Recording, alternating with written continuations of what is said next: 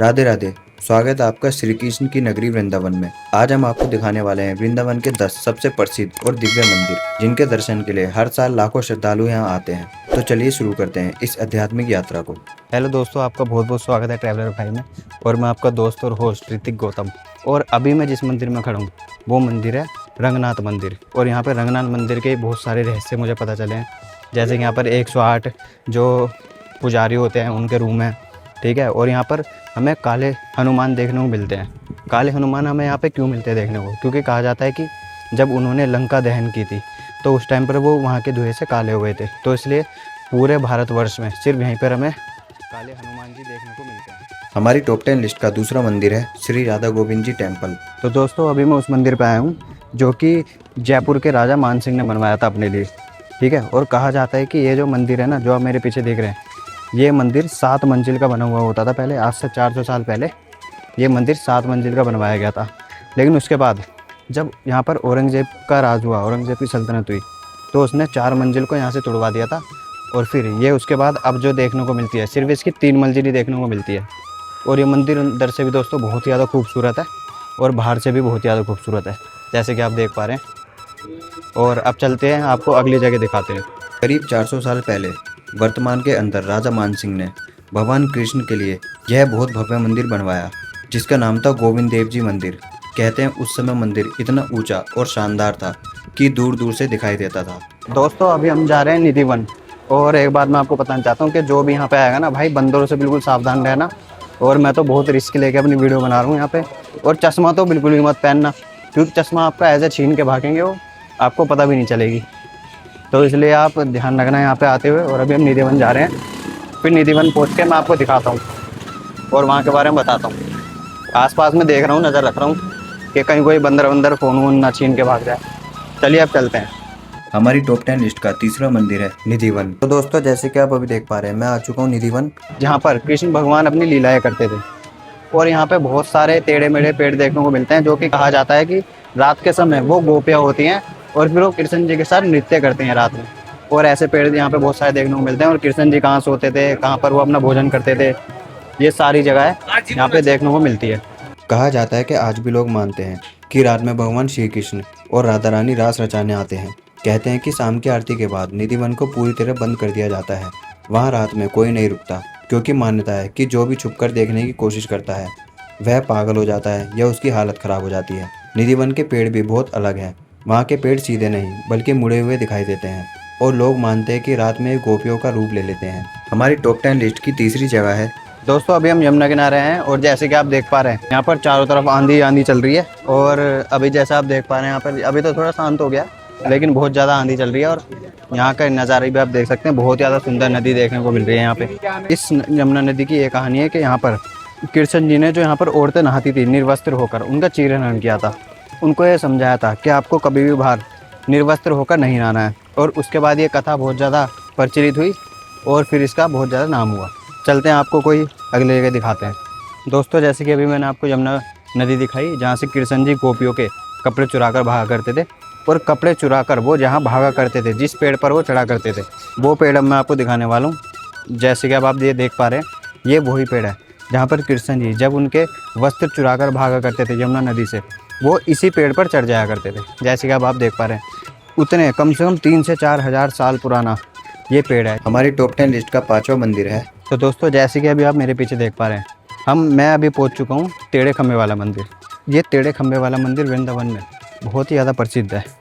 जैसे कि आप ये देख पा रहे हैं, इसके खंबे, ये खंबे इसके बहुत ही ज़्यादा टेढ़े बनाए गए हैं। और जिस राजा ने इसको बनवाया था, उस राजा ने ये खंबे इसलिए टेढ़े बनवाए थे क्योंकि वो चाहते थे कि ये मंदिर वृंदावन के सबसे अलग मंदिरों में गिना जाए।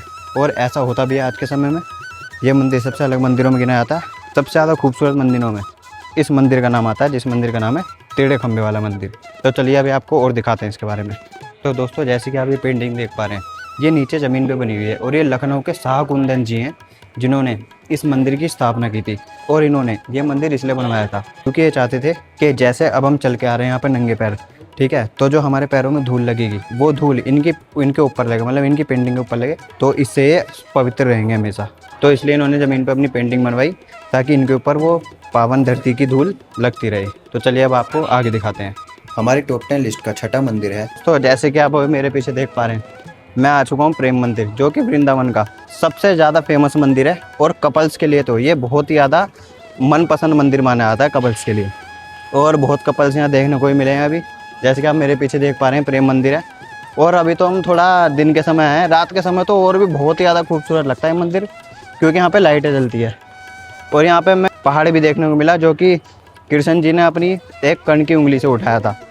वो पहाड़ भी हमें यहाँ पे देखने को मिला है, जो कि यहाँ पे दिखाया गया है। और अब चलिए दूसरे मंदिर चलते हैं।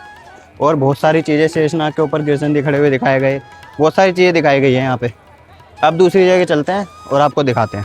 हमारी टॉप 10 लिस्ट का 7वां मंदिर है श्री कृष्ण जन्मभूमि, जहाँ का माहौल भक्ति और श्रद्धा से भरा हुआ था। वहाँ हमने देखा कि कई श्रद्धालु मिट्टी में खेल रहे थे, बिल्कुल वैसे ही जैसे छोटे बच्चे खेलते हैं। मान्यता है कि श्री भगवान कृष्ण ने अपने बचपन में इसी पावन भूमि की मिट्टी में खेलते हुए अपनी अनेक बाल लीलाएं की थी।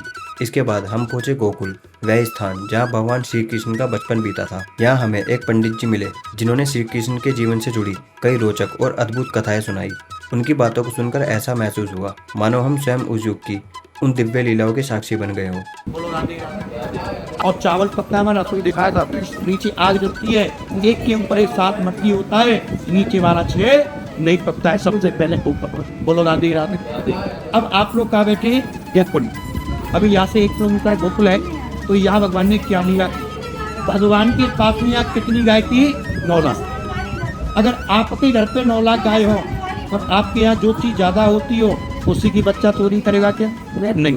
जब इससे भगवान का नाम पड़ गया माखन, कहते हैं माखन चोर तर माखन खायो और माखन चोर नम। अब माखन आगला कहाँ से? गाय से। अगर आपके घर पे गाय है, न दूध दही माखन है, और गाय नहीं तो माखन नहीं। अब माता जी या सभी मंदिर दर्शन कर लेना, एक जगह गोकुल में माखन मिश्री का मुक्त। अब भगवान माखन किसका खाते थे? जिसके यहाँ माखन कम ज़्यादा होता था उसके यहाँ नहीं। एक मटकी प्रभु हाथ डाल रहे तो 10 मटकी ऊपर, क्योंकि प्रभु की कृपा हो जाए वो चीज तो रातों रात दूनी हो जाती है। यहाँ से गोपिया गोकुल से दूध दही माखन को कहाँ ले जाती थी बेचने के लिए? कंस कारागार। तो कृष्ण कन्हैया रास्ते में मटकी फोड़ दिया अपन, कहते थे ठाड़ी है जा गुजरी और दे जा मेरो दान, और तनक दही के कारणे और छूड़ा बेकुंठ दाम। मैं तो बेकुंठ दाम छोड़ गया हूँ, आप दूध दही माखन को बेचने कर जाए। हमारे यहाँ की एक कहावत है, कहते मथुरा की बेटी और गोकुल की गाय, और जिसका भाग्य पुत्र वही से गाँव जाए। क्योंकि हमारे 24 चतुर्वेदी मथुरा में वो अपनी लड़की की शादी बाहर नहीं करते मथुरा में। और हमारे यहाँ गोकुल का गाय लूड़ा लंगड़ा कैसा भी गाय हो, यहाँ गाय का बाजार नहीं होता है। बोलो राधे राधे। हमारी टॉप 10 लिस्ट का 8वां मंदिर है कंस का किला। और अभी हम जा रहे हैं कंस का किला। कंस का किला वही है जहाँ पर कृष्ण जी को कंस, जो उनके मामा थे, वो उनको मारने के कई षड्यंत्र रचते थे यहाँ पे, लेकिन वो उनका हर षड्यंत्र यहाँ पे फेल हो चुका था। तो हम उसी कंस किले को देखने जा रहे हैं, और फिर मैं आपको दिखाता हूँ वहाँ पहुँच के। गोकुल और मथुरा की यात्रा के दौरान हम पहुंचे कंस के किले के पास। मान्यता है कि यह किला मथुरा के अत्याचारी राजा कंस से जुड़ा हुआ है। यहीं से कंस अपने राज्य पर शासन करता था और भगवान श्री कृष्ण के जन्म के बाद उन्हें मारने के लिए कई षड्यंत्र रचता था। आज भले ही किला अपने प्राचीन स्वरूप में ना हो, लेकिन यह स्थान मथुरा के इतिहास और श्री कृष्ण की कथा का एक महत्वपूर्ण हिस्सा माना जाता है। इसके बाद हम पहुंचे प्रसिद्ध विश्राम घाट। धार्मिक मान्यताओं के अनुसार भगवान श्री कृष्ण ने कंस का वध करने के बाद इसी स्थान पर आकर विश्राम किया था। इसी कारण इस घाट का नाम विश्राम घाट पड़ा। यमुना नदी के तट पर स्थित यह घाट आज भी श्रद्धालुओं के लिए विशेष आस्था का केंद्र बना हुआ है। यहाँ की शाम की यमुना आरती और आध्यात्मिक वातावरण मन को शांति और भक्ति से भर देता है। हमारी टॉप 10 लिस्ट की 9वीं जगह है गोवर्धन पर्वत। दोस्तों अभी हमें गोवर्धन पहाड़ी पे, जो कि कहा जाता है कि यहाँ पर एक बहुत बड़ा पहाड़ रखा हुआ है। अभी हम 21 किलोमीटर की चढ़ाई करके आए हैं, मतलब परिक्रमा करके आए हैं। और यहाँ पे, और दोस्तों इस पहाड़ी के दर्शन करने यहाँ पे बहुत लोग आते हैं। और ऐसा कहा जाता है कि यहाँ पे अगर कोई भी यहाँ का पत्थर उठा के अपने घर ले गया तो पूरी तरह से बर्बाद हो जाएगा। फिर उसको वो पत्थर यहाँ पे आके दोबारा रखना पड़ेगा जब तक अगर उसको ठीक होना है तो दोस्तों यही रहस्य है इस पहाड़ का, जो कि कृष्ण जी ने अपनी कण की उंगली को उठाया था। और अभी आगे चलते हैं, फिर आपको दिखाते हैं आगे का। चलते हैं आगे। हमारी टॉप 10 लिस्ट का 10वां मंदिर है चार धाम मंदिर। वृंदावन का प्रेम मंदिर और बांके बिहारी मंदिर जितना प्रसिद्ध है, उतना ही अनोखा है यहाँ का चार धाम मंदिर। इस मंदिर में भारत के 4 प्रमुख स्थान वृंदावन, द्वारका, जगन्नाथपुरी और रामेश्वरम की झलक एक ही स्थान पर देखने को मिलती है। जो श्रद्धालु चारों धाम की यात्रा नहीं कर पाते, उनके लिए यह मंदिर विशेष आस्था का केंद्र माना जाता है।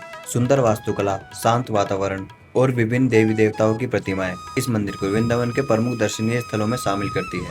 तो आप ये 4 धाम मंदिर भी जरूर विजिट करें। तो दोस्तों, ये थे वृंदावन के टॉप 10 प्रसिद्ध मंदिर, जहाँ हर मंदिर की अपनी अलग महिमा और आध्यात्मिक महत्व है। अगर आपको हमारी ये यात्रा पसंद आई हो तो वीडियो को लाइक करें और चैनल को सब्सक्राइब जरूर करें और कमेंट में बताएं कि आप इनमें से किस मंदिर के दर्शन करना चाहेंगे। मिलते हैं अगली वीडियो में एक नई और रोचक यात्रा के साथ। तब तक के लिए राधे राधे।